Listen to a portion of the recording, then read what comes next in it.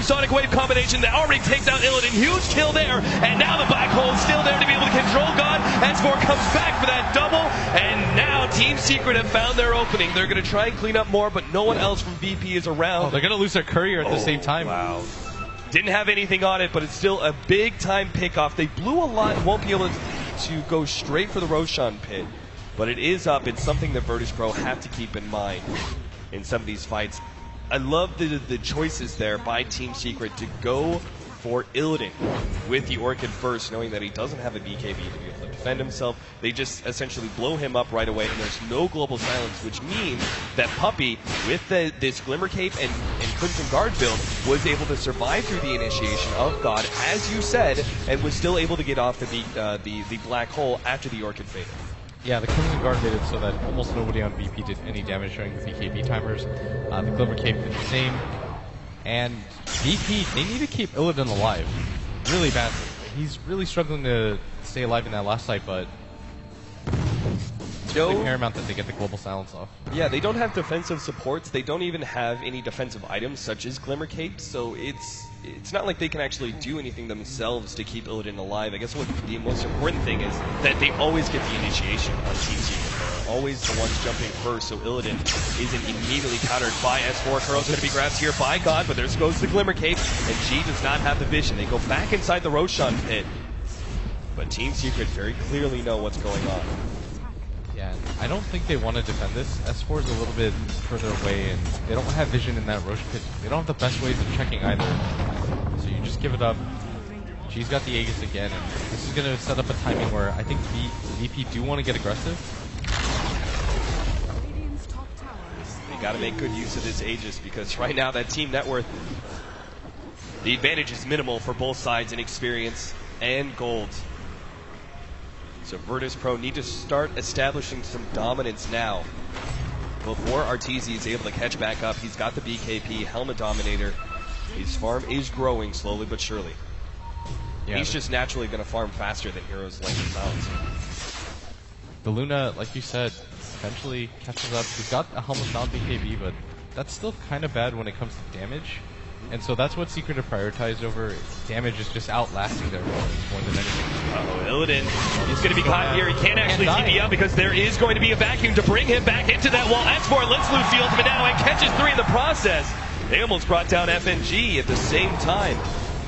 Huge kill. The carry of Virtus Pro down for a full minute.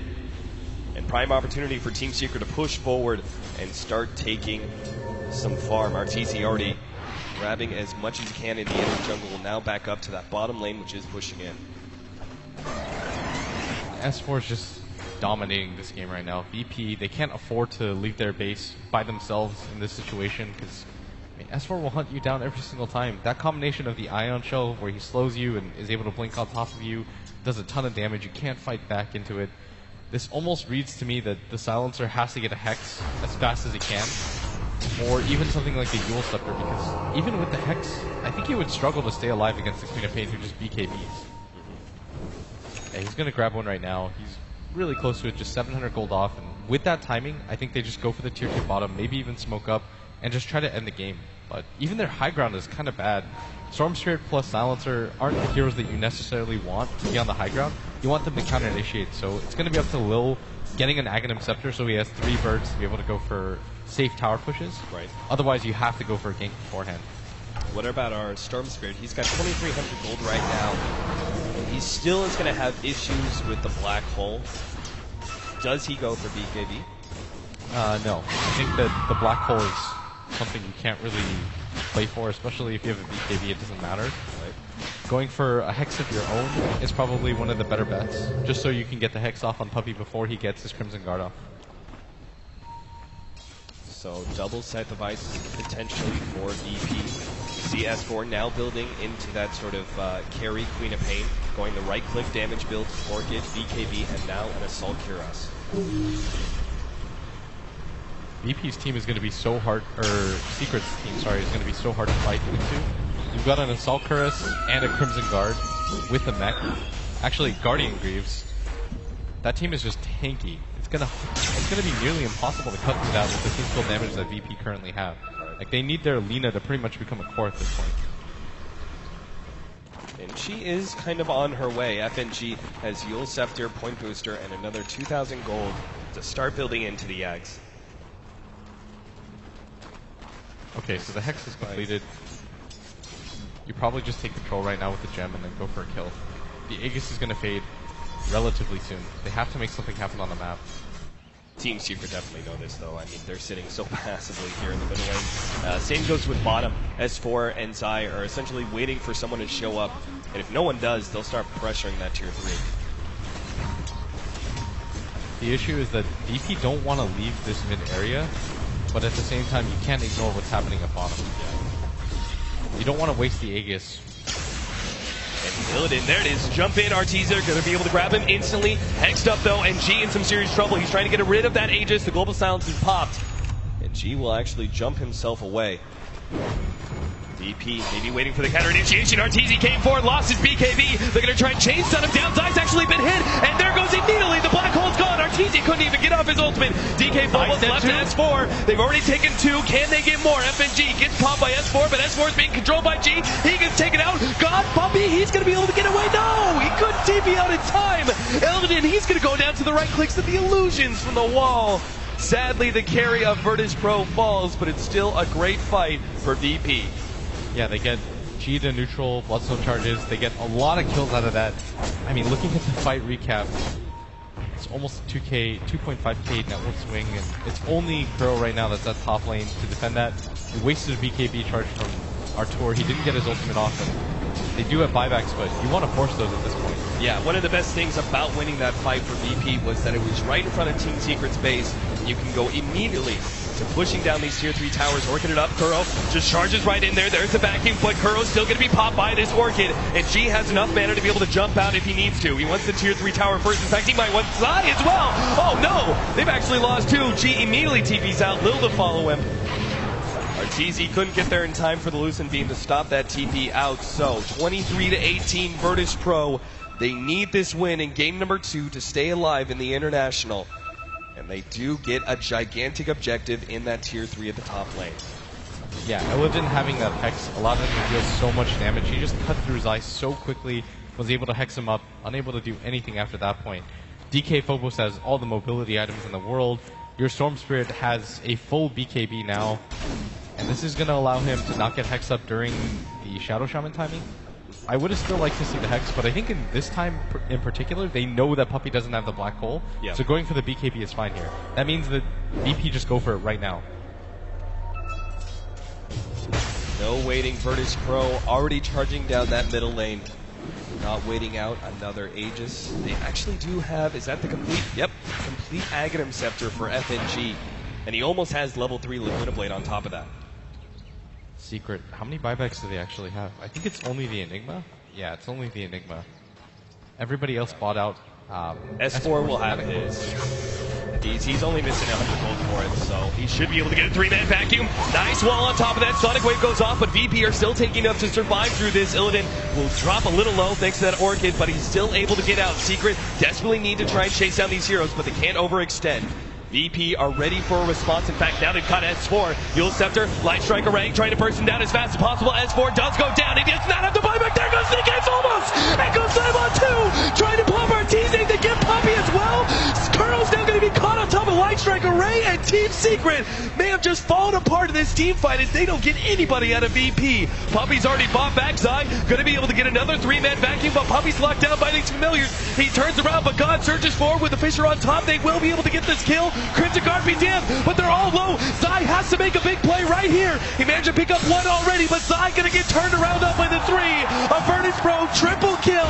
Team Secret get wiped inside of their own base. And nobody from Secret at this point have a buyback. They're just going to have to wait this out. 59 gold remains for that Queen of Pain buyback. VP don't have the strongest tower hitting team, so they have to get a lot out of this right now. They might just be able to go for a double set of racks. Even if you just walk away with the range barracks at this point, it's well worth it for them, as this is going to mean a lot in terms of net worth. After that fight alone, they're up 10k. They're going to get this tier 3 tower minimum. The tower's going to follow, and S4's not going to buy back, so this is probably going to mean double racks. Team Secret, 2 racks down by 37 minutes. It's rather early on into the game. Virtus Pro have so many items to pick up once they go back to base. Team Secret actually hoping to be able to catch somebody here with S4 jumping forward. Top of the BKB going straight for Illidan, but there goes that Aghanim Scepter. S4 is actually dropped a little low. God turns around instead of going for S4. He wants to pick off Kuro. Make sure there's no disables there and does get him. Arteezy chasing down FNG, but he couldn't even get that much. Now slowed down by the Rod of Eight Toes side device. They're going to try and get the damage necessary. DK almost turns on to S4. Yule Scepter there, and Familiar. He needs it. 11 HP. Can't quite get it, but Arteezy, he's fighting up against DK Phobos, who makes a quick retreat with the Blink Dagger. S4, this is dangerous. If he wants it, he's got to play it perfectly, and he does decide to back himself away. They killed Illidan and only lost Kuro for it, so they got something, but it's still 2 racks down.